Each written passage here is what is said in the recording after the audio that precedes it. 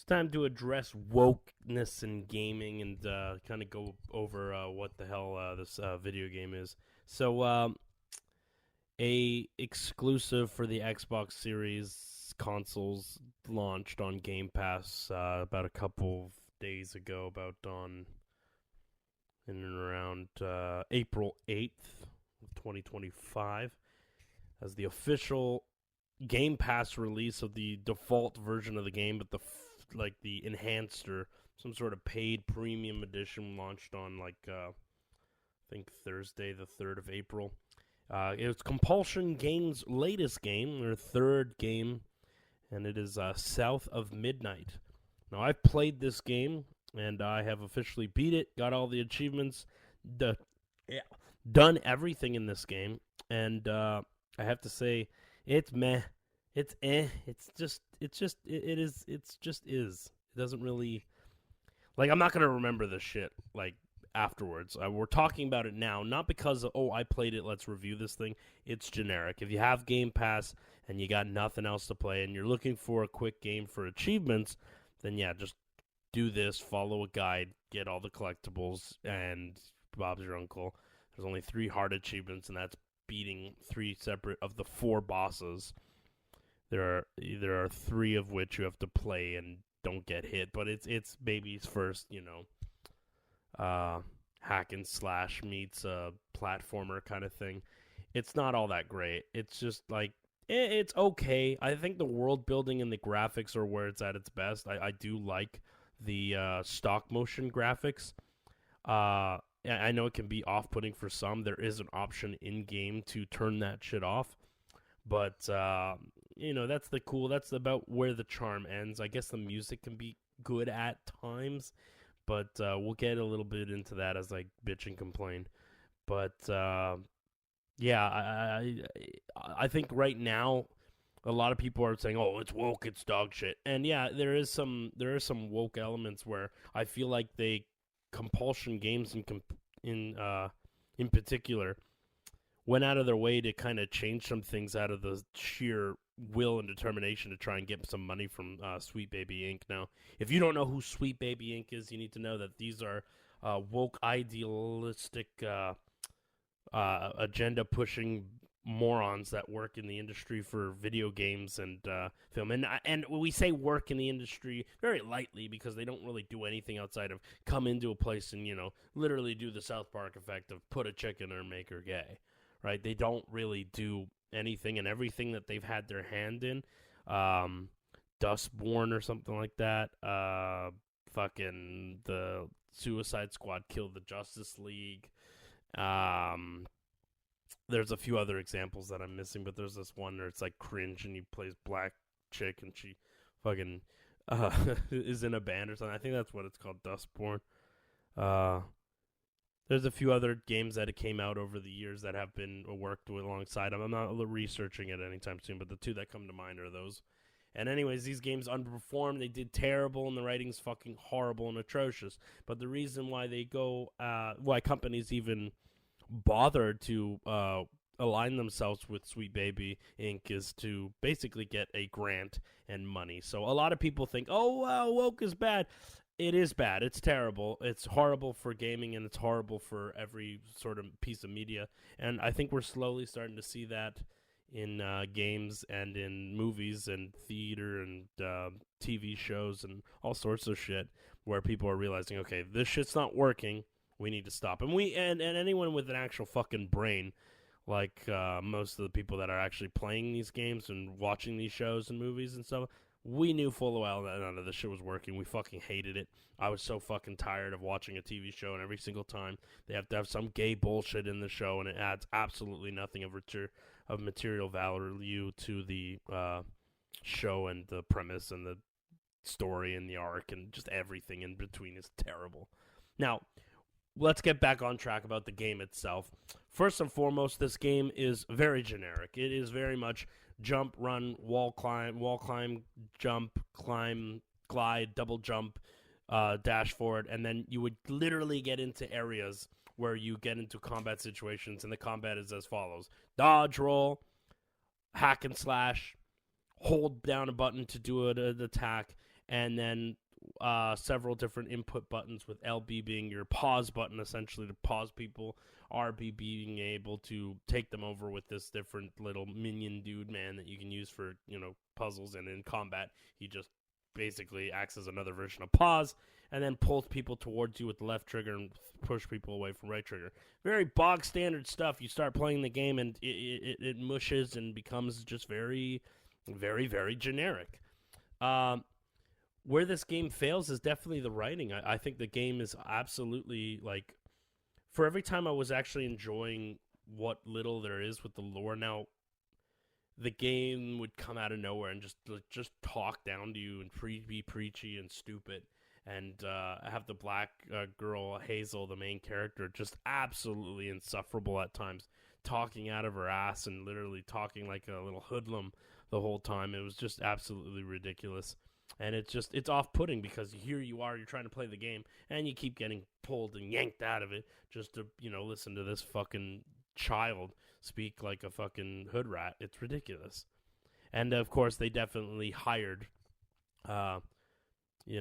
DI morons to write this shit. And it's so bad and in your face that literally one of the, not one of, but the like a main center to getting rid of strands, they literally call the things that are taking over this fictional Louisiana bayou thing, that strands that these weavers can see is what they're called. And that's what your main character is, a weaver. They basically can see fairy tale and shit and stupid shit. They're literally getting rid of things that are taking over the area, and they're calling them stigmas. They literally call it stigmas in the game. And that is something that you take care of in the game. It's called a stigma. If that's not on the nose and in your fucking face and woke ideological bullshit, I don't know what is. And it's kind of in your face. Now you ask yourself, how did and why did I play this game, right? The reason is, I honestly just played it for achievements. And that's exactly what this will be, is that it is an achievement game. Now, here's the thing. A lot of people are thinking this is some AAA game. It is not. It's made by Compulsion Game. They're an indie studio that have made literally 2 indie games. Their first game is not that bad. And I highly recommend that if you do have Xbox Live Game Pass, I believe, and I might be getting this wrong, so let me pull it up on my end here. I got the Xbox open up in front of me. We're going to go ahead and we're going to look up the game called Contrast. Now, Contrast, I think, is a very creative game. It's a slightly generic story, but it's got some really cool puzzle systems, and it interacts with light, and you're using your shadow to get to and from places, and it's really creative. Contrast is neat. Now, their other game that they made, and I'm not sure. Let me see here. Wait, real quick for me. I'm trying to type with one hand with a controller. Contrast. Here we go. So this game is not on Game Pass, I don't think. I don't know. I have no idea. I think it was on Game Pass. That it is. Oh, no, it is on Game Pass. Okay. My mistake. I apologize. Sorry about that. Anyhow, now this game is their first game that they've ever made. They're a little indie studio, and then they went on to make We Happy Few, which was a crowdfunding game, which is like a roguelike wandering around simulator. You're trying to get away from all these creepies. Again, just like all these games that they've made, you have a decent premise. And I'll even say, my bad. You have a decent premise, and I'll even say that South of Midnight had a decent premise going for it. I like the idea of, folklore in anything. It's cool. It's neat. That's something I'd like to explore, and that's exactly what I thought South of Midnight was going to be. They claim that it's going to be Louisiana-based bayou and, folklores and different, stories and tales. And that's when it's at its best. It's funny is that, funny enough, while you're playing South of Midnight, the collectibles are definitely tailored towards the folklore and, like people experiencing this thing. That's when it's at its best. But, outside of that, the story just kind of unravels and becomes kind of generic. She's got to go get her mom. She's got to deal with learning what the hell she is, being the Weaver, and learning about that new world and what it's all connected to and what have you. And then, of course, there happens to be what we think is a bad guy or the main antagonist, and there's a big switcheroo at the end. And turns out the old white lady, your fucking grandmother, or spoiler alert, as if anyone's going to actually fucking play this game after I'm done talking about it. The grandmother who's white, who didn't approve of her son getting with your black mom, and the whitey's bad, and blah, blah, blah. It's the same old typical shit.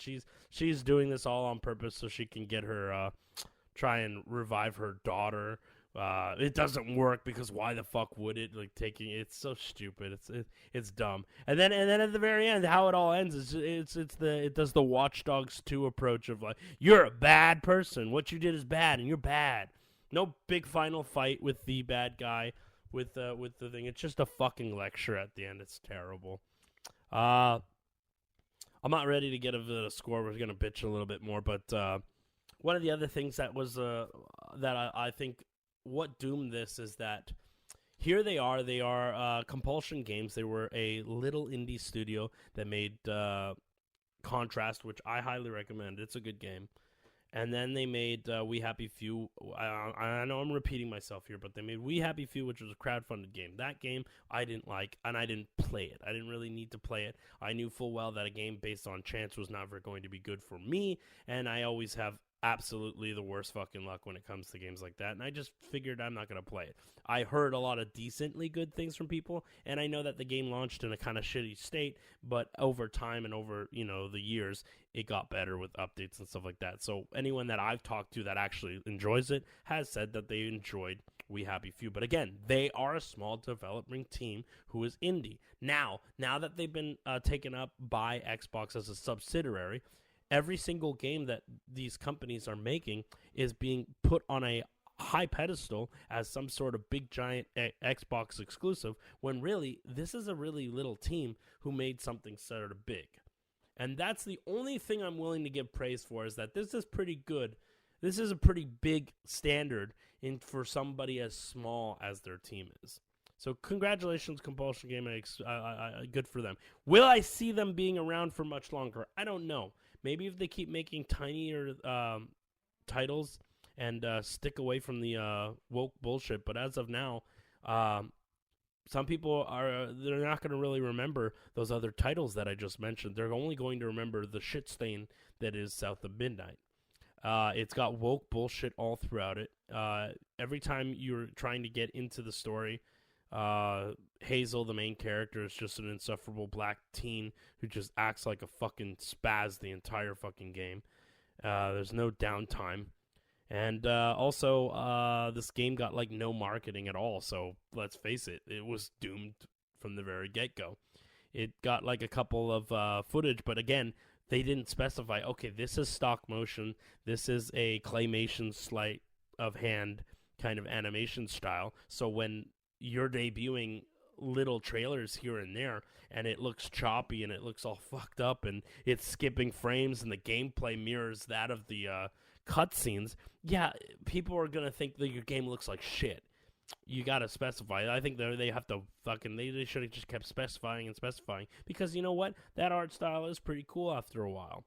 Me personally, when I played the game, I didn't really mind it until I started doing the free roamy jumping bits, like through the little hub worlds, through the first couple of levels. It started to be a little bit choppy when I was doing the wall running and the jumping and gliding and shit. I just couldn't. It was starting to become irritating, so I just turned it off.